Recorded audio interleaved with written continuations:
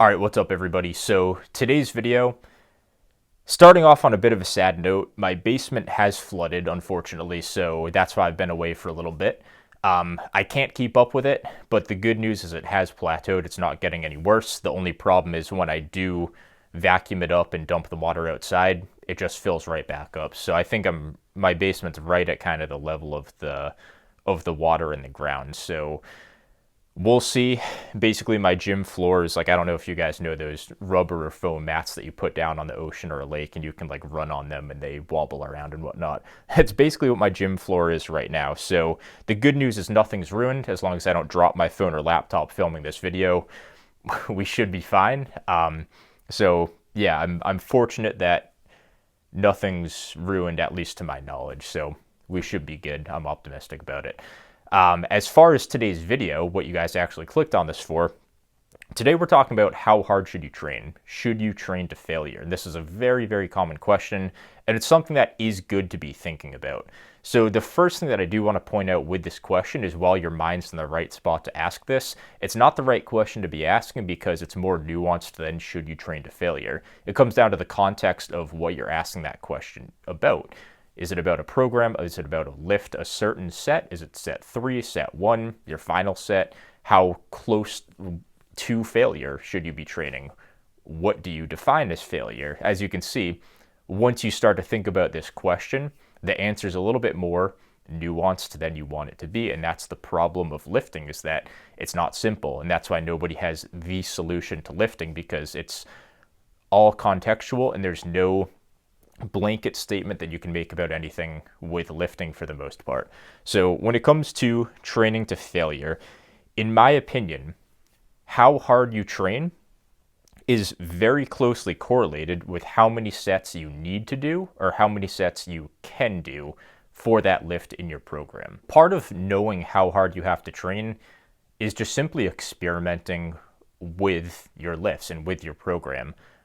An example that I want to use is the Smith machine bench press. And this is a pretty straightforward one. It's a lift that we all kind of understand and know.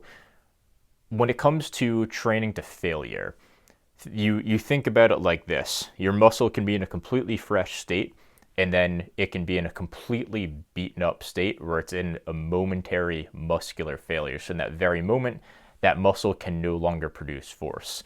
And it's tough with training because you have to train hard enough to actually stimulate something to happen. You have to stimulate growth through a hypertrophic lift.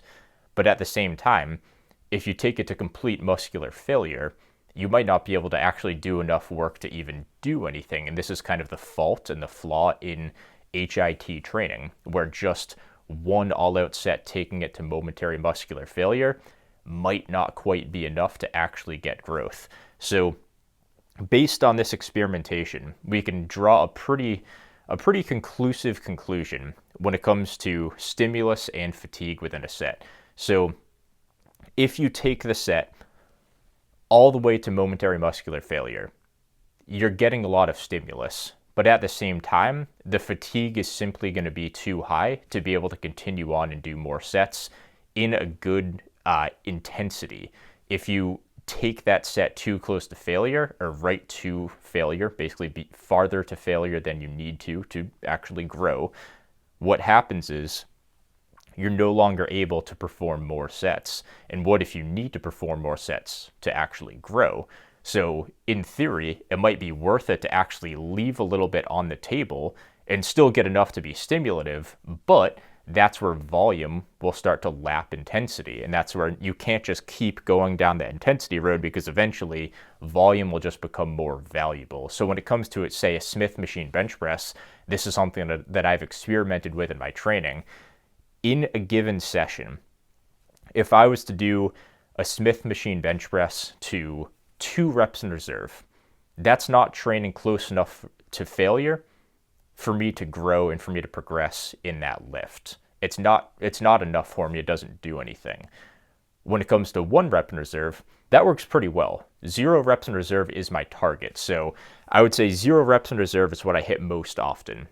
Occasionally I'll hit 1 rep in reserve just by mental error, or if I'm not entirely sure I can get another rep. Half the time I probably can, half the time I probably can't.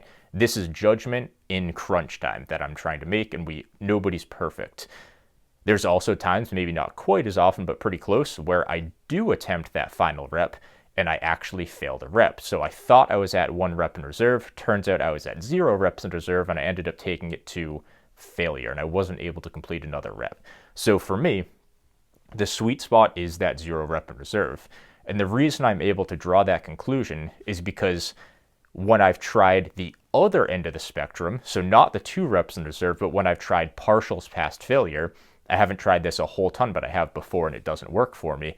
What happens is, if I was to do a top half partial or mini partials in the bottom past 0 reps in reserve, my following sets in that session aren't stimulative enough for me to actually grow. So I get one really good set, but the next set, say I get maybe 10 reps on that first set, and then on the second set, what if I get 4, 5, or 6? That set isn't as valuable as that first set. So the best thing for me to do is to get, maybe 10 on the first set, 9, 8, 7, and kind of just call it there. And that's getting me more, because the way that I see this is, yes, that first set in the intensity method, taking it past failure, it's great, it does a lot. But if I get 4 or 5 reps on that second set, that's pretty useless. So I got one great set. But when you look at that second option that I used, you say 10, 9, 8, 7, 6, then say 5 on the 5th or 6th set. Now I got a pretty good set on the first set, but it was enough to challenge me to the point where I couldn't match the performance, and that's what 0 RIR will typically do for me. From there, I've totaled another 4 sets, which in most cases is going to surpass that extra little bit of intensity from the partials past failure in that other method that I would have been using. So in that case, I think that's a good example to say I experimented with both methods and found what works for me.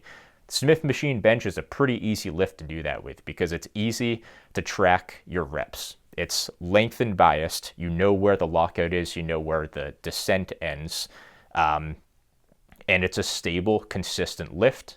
Each rep looks the same. It's very tough to cheat. So for a stricter but compound movement, 0 reps in reserve works for me. And guess what? I can take that philosophy and use that as a baseline to judge for the rest of my training. So any lift that's maybe a compound lift or a chest lift, stuff like that, it gives me a pretty good baseline to know what my body needs to be able to grow. And there's also flaw in thinking with how can I get more sets. So while just focusing on intensity isn't enough, when you focus only on volume at the expense of intensity, that becomes an issue too, because now you're building up the volume, but if you're removing the base of it, that volume comes right back down, and it's just as useless as only using intensity. So intensity always comes first, because you need that for the volume to actually be of quality in the first place. But one flaw that happens with this, when you prioritize volume over intensity, with volume, if intensity isn't there, you can keep going forever. And I think that's a mistake a lot of people made back in 2018 or whatever, 2019, when we were all in that volume is the driver of hypertrophy mindset. I mean, if you guys watched my program review from my 2019 program, it's pretty obvious that, we thought volume was king back then. And while it still is important, everything has to work in a group for lifting to work. Every variable is somehow tied in and correlated to one another. So when it comes to volume, if you take a lift, say like a lateral raise, there's a point on this where if you're holding off just to be able to get more sets, that becomes an issue. And with a lateral raise, the way this works, it's the same experimentation that I did on the Smith bench, but for a lift like that, where it's harder to generate as much force, there's less tension in the lengthened position. You're just naturally getting a little bit less out of each set. You probably have to either do more sets and take it closer to failure. So using an intensity technique there just to get more out of the set, and maybe doing one more set than you would for something like a Smith machine bench, that's probably a pretty good estimate for what you need to be doing for lateral raises. The actual set totals and the amount of volume and intensity that you guys need to use comes down to experimentation. And the more you experiment, the better idea you have of how the rest of your program should look in terms of how close you train to failure. So those are my general thoughts on how hard to train, my thoughts on training to failure. This video is just, this is how I think about this stuff. There's no answer I can give you because you have to experiment with it. So if I can leave you with anything, it's that. You have to experiment. Find how hard you have to train. Experimentation, it's not the worst thing in the world because you actually learn from it. Sure, you might waste a couple weeks of training a little bit suboptimally, but you'll learn a lot more that in the long run, those 2 weeks to the sacrifice of those 2 or 3 weeks to get the rest of your training career set up, it's well worth it every time. So that's all I've got for you today.